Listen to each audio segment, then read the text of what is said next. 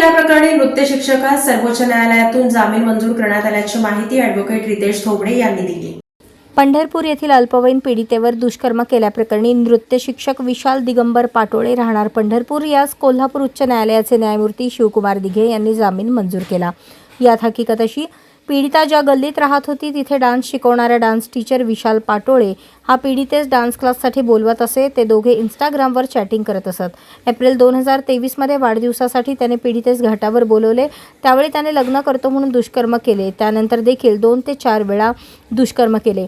पीडितेचे डोके दुखत असल्याने आईने तीस डॉक्टरकडे उपचारासाठी नेले असता डॉक्टरांनी ती गरोदर असल्याचे सांगितले। त्यावर पीडितेस तिच्या आईने विश्वासात घेऊन विचारले असता तिने वरील हकीकत सांगितली। त्यावर पीडितेच्या आईने पंढरपूर शहर पोलीस ठाण्यात फिर्याद दिली होती। त्यावरून विशाल पाटोळे यास अटक झाली होती।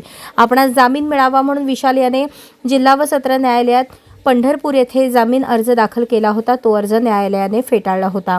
त्यावर विशाल याने आपणास जामीन मिळावा म्हणून कोल्हापूर उच्च न्यायालयात जामीन अर्ज दाखल केला होता।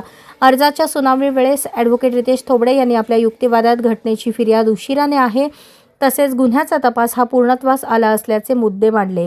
ते ग्राह्य धरून न्यायाधीशांनी 20,000 रुपयांच्या जातमुचलक्यावर जामीन मंजूर केला। यात अर्जदारातर्फे ॲडव्होकेट रितेश थोबडे, ॲडव्होकेट किरण सराटे यांनी तर सरकार पक्षातर्फे SS चौधरी यांनी काम पाहिले।